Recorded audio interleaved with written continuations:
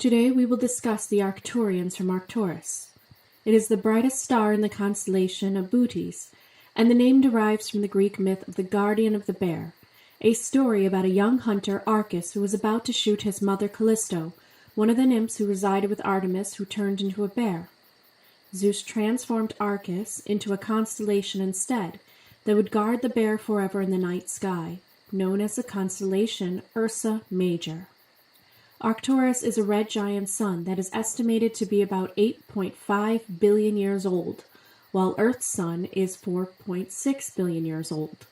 Arcturians, for this reason, are believed to be the oldest known aliens that are influencing humanity today. To the Pleiadians and other alien races, they are known as the Galactic Elders or the Guardians. There are not as many of them today in bodily form. They are non-corporeal and they are dying or transitioning from their planet. But they are not in fear of death, so they pass on the wisdom they hold within themselves, and it travels to Earth through powerful waves of inspiration and insight. They do not incarnate on Earth. There is no need for them to do so. Ancient beings such as them would never want to go through the lower levels of dimensions of reality just to help when they can do it through moving their thoughts as waves in the universe to enter into Earth. They physically cannot lower their vibrations down to Earth. It would be too painful to do so with the immaturity of human souls, and they are all about keeping the experience of inner peace within them. Since they have achieved greatness over billions of years within their race, there is no way possible all that knowledge could be contained in a human body. It is far too obvious and noticeable and would interfere with humans' free will to believe in life after death and discover their own path. This being would be seen as a godlike entity and can confuse those on lower dimensions to take them as such, forgetting to live their own lives, which they would never want to do to humanity. They are not on the quest for fame or glory, but rather inner peace is their essence, until they move on from the material plane. I understand that some people have said they are Arcturians, but I must correct this. They are not exactly an Arcturian soul straight from Arcturus. What they are is a conduit or a medium for some of the knowledge and wisdom that comes from there to help humanity. They do communicate and work with starseeds often, but their messages are very vague, and it may take years to work through their symbolism. They will speak to only those who are willing to help, and those who seek for them, specifically raising to the cosmic gate chakra of the 8th chakra level and are truly aligned to their truth about cosmic unity. A long time ago, before the birth of my true awakening, they sent me one message that I will never forget. It was about everything being well at 0 point. When I cried one day for my experiences in the world, I did see their form in front of me.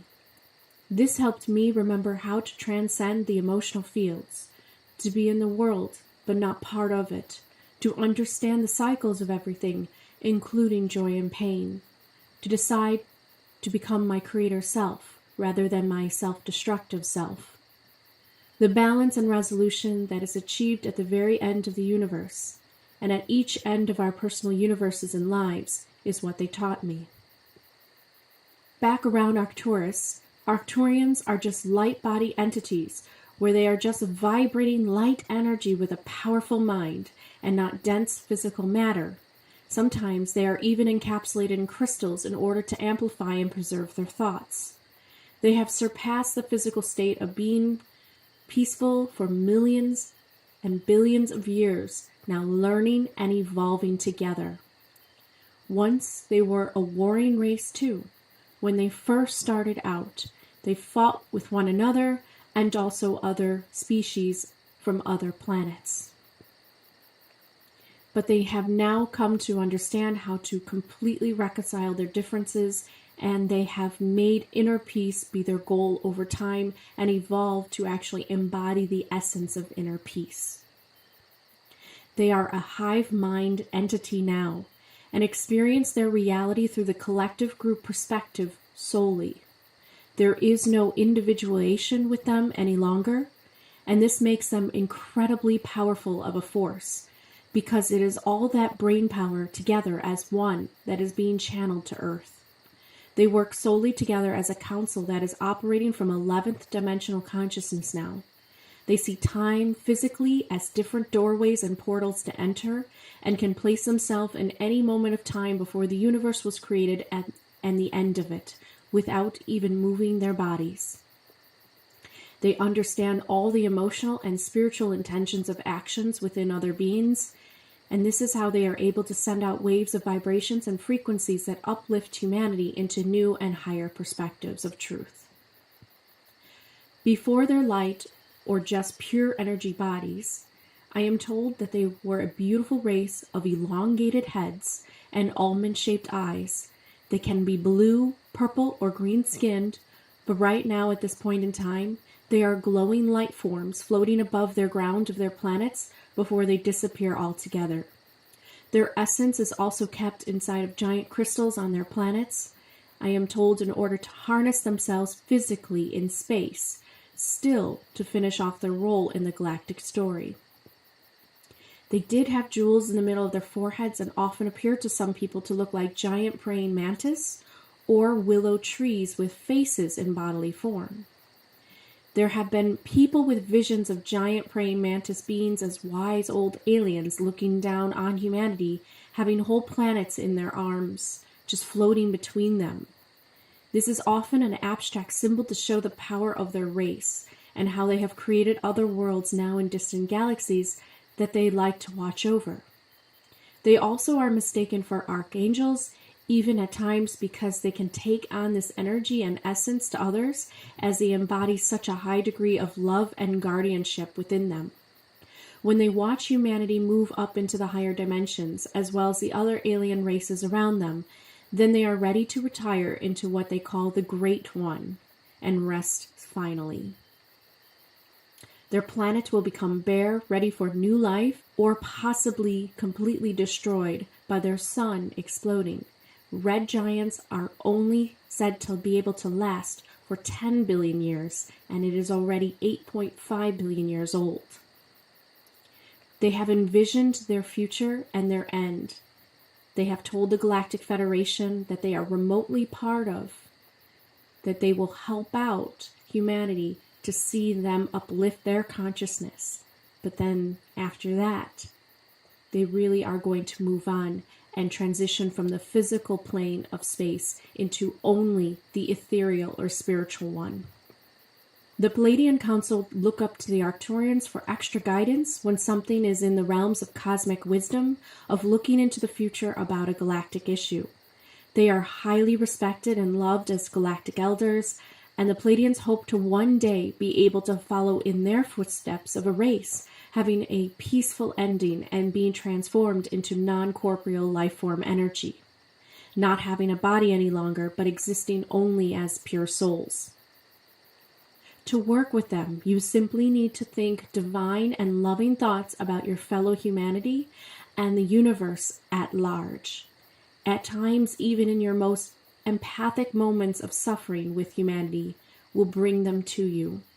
They do not like to see younger souls cry within the story because they know your true power. It makes them very happy to see other souls dedicating their lives to creation rather than self-destruction. The following are exercises to probe your own mind deeper about them. You can write them down or just think about them. Number 1. Can you try to imagine what an Arcturian would say to you about your own life right now? Try to write down a few words that just come to you as the guardians speak to you about your life so far in this lifetime. Have you dedicated yourself to creation? Or have you dedicated yourself to self-destruction? And have you looked for inner peace? These are some of the thoughts that can help to get you started. Number 2. Can you imagine a species that has become so evolved that they no longer are in bodily form, but still manage to influence Earth? What do you feel their purpose is to be part of humanity's collective consciousness? What do you think they would say to humans if they could come down here in bodily form and see them? Number 3. Can you think of ways in which you may be on a self-destructive path right now, rather than a creative one? Write down all the ways you may sabotage your own self in your life. Don't judge yourself here. Just begin to realize what you are doing, because there are cycles of destruction and creation. But being stuck on the path of self-destruction will not allow you to really feel like you are advancing much in your life. So just write down the ways that you think you are creating in your life, or you are causing self-destruction. What you can do is divide your paper into half, and you could just have creative or self-destruct on each side and kind of write down in which ways you are doing it. This will bring your awareness to this, and this is not a time to judge yourself or feel badly. This is just for you to kind of be aware of where you are at right now onto that road of inner peace, because you are able to achieve inner peace. Arcturians are reflections for humanity to show what the future could look like for a species that would reach a peaceful ending, just as what it would look like for the other alien races and how they look up to them as well. Okay, number 4. The Arcturians truly have evolved to the point where inner peace is their wish for all souls in totality. Can you think of ways that the Arcturians who watch over humanity, as well as other worlds, would be happy to see you experience inner peace? What gives you the most inner peace on Earth today? So write down a few things, and when you are ready, you can move on. Number 5. In what ways do you feel the influence of Arcturian within you? Are you a conduit or a medium for their energy on Earth? Recognize their essence within you and write down all the ways you may experience their influence in your life in the past or in the present, and possibly even in the future if you desire to connect and merge consciousness with these beings. Number 6. Remember, they carry the same vibrations as archangels. So have you felt that energy before come into your life and help guide you? They are not the archangels themselves, but they can hold the same vibrations and essence of the guardianship and the divine love that emanates from them, and their pure thought of coming from that hive mind that has evolved so much that this is how they feel towards humanity. Number 7, in what ways can you start today to increase your experience of gaining inner peace within yourself? In what kind of ways can you achieve inner peace? Is there something that you can be doing today that you have put off? Is there something that you can choose to experience rather than experiencing something that's making you unhappy or depressed or dissatisfied with your life? How can you personally start to achieve your inner peace? And all it takes is to look deeper within and to discover what really brings you a sense of inner peace and tranquility to your soul.